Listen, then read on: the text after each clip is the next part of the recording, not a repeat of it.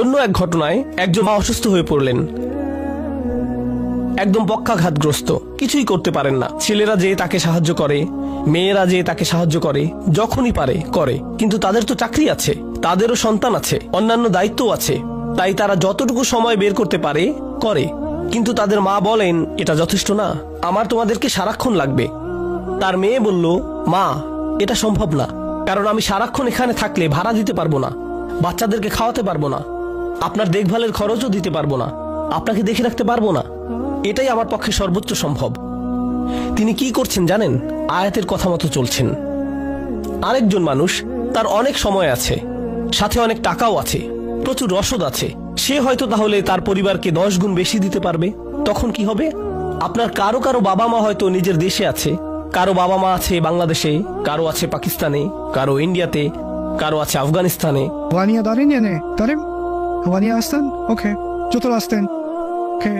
Afghani language একটু practice করছি, আছে, ঠিক আছে না? তো যাই হোক, ব্যাপার হলো আপনার বাবা মা দেশে আছেন, আপনার কয়েকটা ভাই বোন আছে। এক ভাই দেশে তার বাবা মায়ের সাথেই থাকে, সে দেশেই থাকে, আর অন্য ভাই হয়তো পিএইচডি করছে, অক্সফোর্ডে পড়ছে, আরেক বোন বিয়ে করেছে, অস্ট্রেলিয়াতে থাকে, একজন এদিকে গেছে, আরেকজন ওদিকে চলে গেছে, আরেকজন আরেক দেশে, ঠিক আছে? কেউ পড়ছে, কেউ চাকরি করছে, তাদের নিজেদের পরিবার আছে, দায়িত্ব আছে, এরপরেও টাকা পাঠাচ্ছে দেশে, বাবা মায়ের খরচ দেখছে।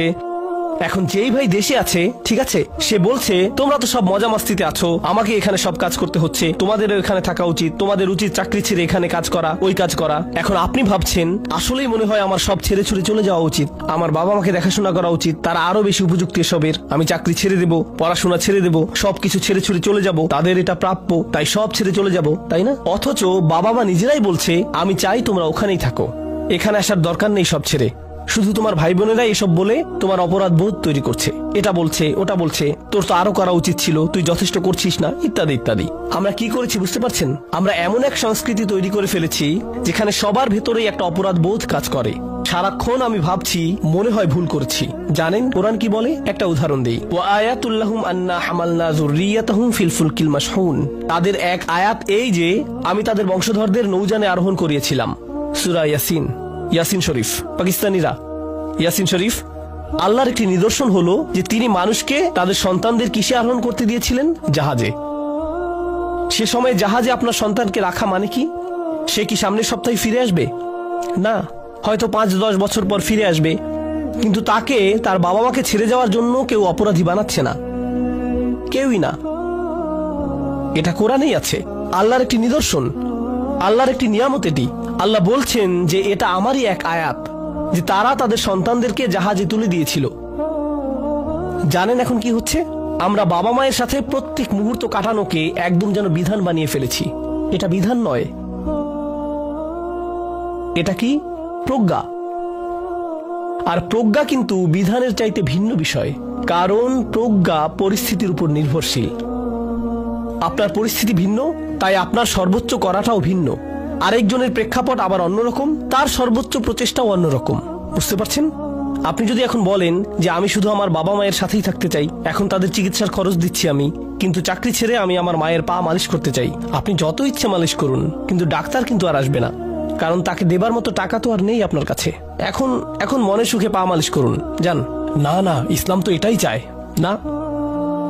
আপনার মৌলিক জ্ঞান বুদ্ধিই নেই। বুঝতে পারলেন? তাহলে আয়াতটিতে প্রথমে আল্লাহ বলছেন আল্লাহর ইবাদত করো, এরপর বাবা মার প্রতি সর্বোচ্চ করো, তারপর বলছেন ওয়া আতিযাল কুরবা হাক্কাহু, আত্মীয় স্বজনকে তাদের প্রাপ্য দাও। আপনারা কেউ কেউ ভাবছেন আমি তো জানি তাদের প্রাপ্য কি, আমি ওটাই করব আজকে, এটা নিয়ে ভাবছিলাম অনেকদিন।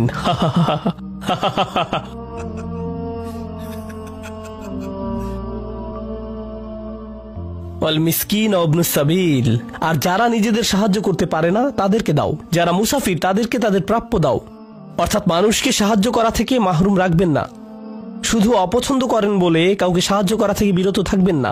আসলে অপরিচিতদের সাথে পরিচিতদের তুলনায় খাতির করা, তাদের পছন্দ করা বেশি সোজা।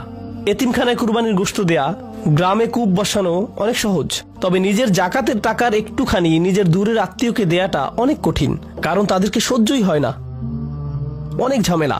আল্লাহ সেসব আত্মীয়দের নিয়েই শুরু করেছেন। এরপর আরো বলছেন ওয়ালা তুবাযযির তাবযীরা, আর টাকা অপচয় করো না। এমন মনে করো না যে নিজের অনেক টাকা আছে, যেখানে ইচ্ছে যেভাবে ইচ্ছা নষ্ট করতে পারি। ইন্নাল মুবাযযিরিনা কানু ইখওয়ানা শায়াতিন। এরপর আবার বলছেন, আর একদম কৃপণও হয়ে যেও না। অর্থাৎ আপনি দোকানে গেলেন, এখন বাচ্চারা বলল যে ব্রেড লাগবে, কিন্তু আপনি বলছেন এত ব্রেডের দরকার নেই, এত ব্রেডের দরকার নেই, একটা ব্রেড নাও, সেটাকে 4 ভাগ করে খাও, সেটাই যথেষ্ট, তোমাদেরকে ওজন কমাতে হবে। তাহলে এটা একটা বাড়াবাড়ি। অন্য বাড়াবাড়িটা কি? যে ইচ্ছা মতো খরচ করবেন। এরপর আল্লাহ বলছেন, ইন্না রাব্বাকা ইয়াবসুতুর রিজকা লিমান ইয়াশাউ ওয়া ইয়াকদিরু। কি অসাধারণ হিকমা! প্রথমে আল্লাহ বলছেন হার কিপটে হবে না, এরপর বলছেন অপব্যয়ও হবে না, এরপর তিনি বলছেন আল্লাহ এই রিজিক নিয়ন্ত্রণ করেন, কখনো তিনি বেশি দেন, কখনো তিনি কম দেন। সেটা কেন? কি সম্পর্ক এখানে? মানে আপনি যদি কিপটে হন, আপনি ভাবছেন এভাবে কিপটামি করে আপনি কি ধরে রাখতে পারবেন? বেশি টাকা ধরে রাখতে পারবেন। আল্লাহ বলছেন আপনি যদি ভাবেনও যে অনেক টাকা ধরে রাখছেন, আল্লাহ চাইলেই সেটা নিয়ে যেতে পারেন। এভাবে আপনি নিজের রিজিক বাড়াচ্ছেন না, বরং আল্লাহই বাড়াচ্ছেন। আর আপনি যদি শুধু খরচ করেন, করতেই থাকেন, ভাবেন যে আরে আমার তো আছেই, অনেক আছে, তাহলে আল্লাহ চাইলে সেটা কমিয়ে দিতে পারেন। কিন্তু তিনি যা ইচ্ছা বৃদ্ধি করেন, যা ইচ্ছা কমান। ভাববেন না যে আপনি এসব করছেন, বরং খরচ করার ক্ষেত্রে ভারসাম্য রাখুন। এখন এই যে টাকার হিসেব, এটা কি বিধান না হিকমা? হ্যাঁ, বুঝতে পারছেন তাহলে আপনারা। বিধানকে পরিমাপ করা যায়, কিন্তু প্রজ্ঞা হলো পরিস্থিতির উপর নির্ভরশীল। এখানে আল্লাহ তাহলে আমাদের আসলে শেখাচ্ছেন যে মানবজাতি নিজেরাই বিভিন্ন পরিস্থিতিতে প্রজ্ঞা কিভাবে প্রয়োগ করতে হয় সেটা বুঝে নিতে পারে। এই যে এই আয়াতের অর্থ আমার কাছে যা হবে, মানে পিতামাতার সাথে সর্বোত্তম থাকা, আত্মীয়দের সাথে, টাকার হিসেব ইত্যাদি, আমার কাছে এগুলোর অর্থ যেমন হবে, আপনার কাছে একই জিনিসের অর্থ ভিন্ন রকম হতে পারে। আয়াতগুলো একই, কিন্তু প্রত্যেকের পরিস্থিতির ভিন্নতার কারণে সেগুলোর প্রয়োগ, বুঝ ভিন্ন ভিন্ন হতেই পারে। আপনি সরাসরি এই আয়াতগুলো ব্যবহার করে বলতে পারেন না যে আমি এমনটাই করি। অনেকেই এমন করে, জানেন। এই যে এই আয়াতটি, আলহামদুলিল্লাহ আমি এটাই মেনে চলি। কি অমায়িক! দুনিয়া সবাইকে সে এটা বলে বেড়ায়। আপনার উচিত এই আয়াতের উপর আমল করা, ঠিক আমার মতো করেই, কারণ আমি হিকমা খুঁজে পেয়েছি। বাকি সবার উচিত আমার হিকমা অনুযায়ী চলা। না, এমনটা হয় না কখনো। সবার ব্যাপার ভিন্ন। এখন আল্লাহ বলছেন, ওয়াইফুল কাইলা ইযা কিলতুম ওয়াজিনু বিল কিসতাসিল মুস্তাকিম। আর মেপে দেওয়ার সময় পূর্ণ মাপে দাও এবং ওজন করো সঠিক দাঁড়িপাল্লায়। এখানে কি বলা হচ্ছে? তৎকালীন সময়ে এখানে বলা হচ্ছে যারা তখন ছাল, কলা, নারকেল ইত্যাদি বিক্রি করত, তখন তারা ওজন করত দাঁড়িপাল্লা দিয়ে। ওই যে এক পাশে বাটখারা দেয় আর অন্য পাশে পণ্য, চেনেন? অর্থাৎ একদম সঠিকভাবে ওজন করুন, মূল্যের ঠিক সমপরিমাণ, কম বেশি নয়। এখন আপনি এভাবে ভাবতে পারেন যে যাক বাবা, আমি তো মুদির দোকানদার না, আমি প্রোগ্রামার বা অ্যাকাউন্টেন্ট, আলহামদুলিল্লাহ আমাকে এসব মাপ ওজন করতে হবে না। করতে হবে। বুদ্ধ, আপনার সাথে যদি কোনো কাজের চুক্তি হয় কারো সাথে, কোনো নির্দিষ্ট মূল্যের, নির্দিষ্ট সময়ের, তবে সেটা নিয়ে মিথ্যা বলবেন না, চুরি করবেন না, ঠকাবেন না। এটা কিন্তু আবার সেই ভিন্ন ভিন্ন পরিস্থিতির বিষয় আসছে। আপনাকে নিজেই বুঝে নিতে হবে আপনার সাপেক্ষে এটা কিভাবে প্রযোজ্য হবে। ঠিক আছে? আচ্ছা বলুন তো, এরকম সময়ে সবচাইতে সঠিক কাজ কি হবে সেটা বোঝার সবচাইতে যোগ্য ব্যক্তিকে? আপনি নিজেই। আল্লাহ আপনাকে সেই পরিস্থিতিতে ফেলেছেন, আপনাকে উত্তর বের করার যোগ্যতা দিয়েছেন, আপনাকে যোগ্যতা দিয়েছেন তিনি খুঁজে আবিষ্কার করে হিকমতের সব মূলনীতির উপর চলার। এরপর আল্লাহ বলছেন, দারিদ্রতার ভয়ে নিজ সন্তানদেরকে হত্যা করো না। এখানে গর্ভপাতের কথা বলা হচ্ছে। এখন এর মধ্যখানে কিন্তু আসলে একটা বিধানও আছে, তাই না?